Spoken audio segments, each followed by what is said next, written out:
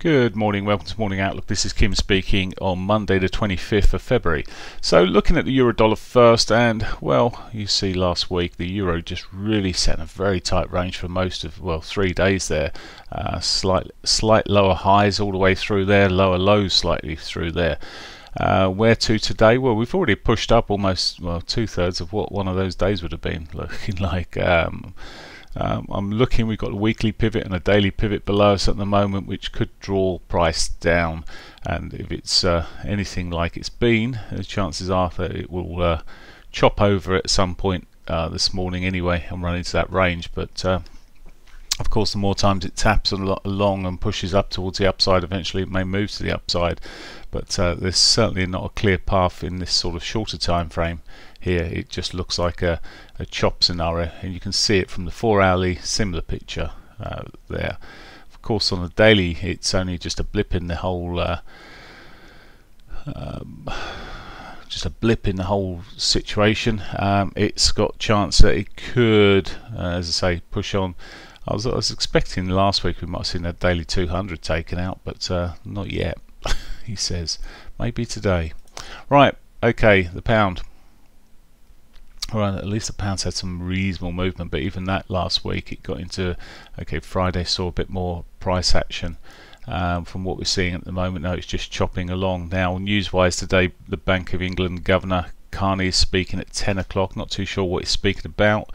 Got a press conference at 10 o'clock, so we'd be wary about that.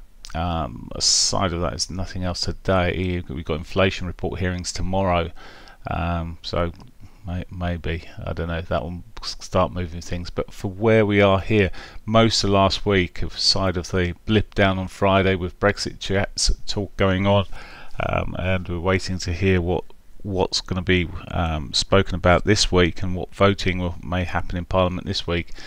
It leaves it pretty sideways at the moment, I would suggest, but we'll see. Again, we've got the target of the weekly and daily pivot sitting there below us at the moment, which we'll just see how it fires off this morning, and if it starts heading south, there's some potential target wise. Otherwise we're sitting pretty much in a range.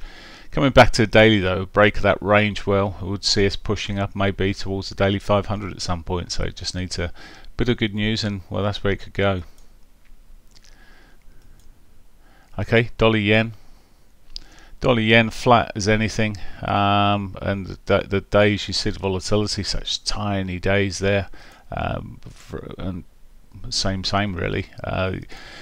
You can be forgiven for not doing too much in the way of trading in these markets. I mean, this does look like it's with a lower high in, but it's just consolidated. It does look like it could roll a little bit here, maybe even on the 4-hourly. It looks a bit sort of soft and potential to roll down.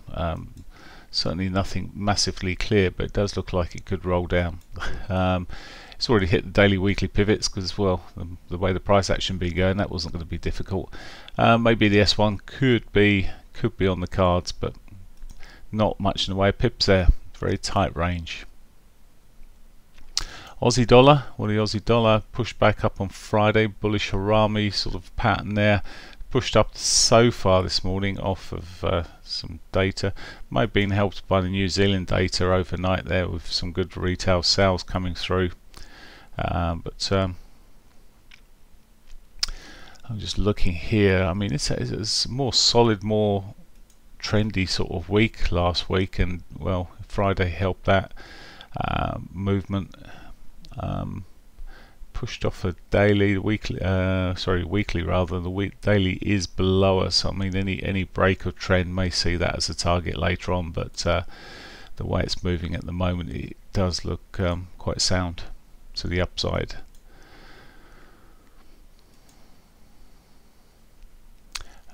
Both, I should say, both the Aussie dollar, New Zealand dollar may react reasonably well to agreements with the US, although I did hear last week there was a spat regarding coal that was being refused from Australia into China, so we'll see how if that affects the markets or goes back into the markets at some point.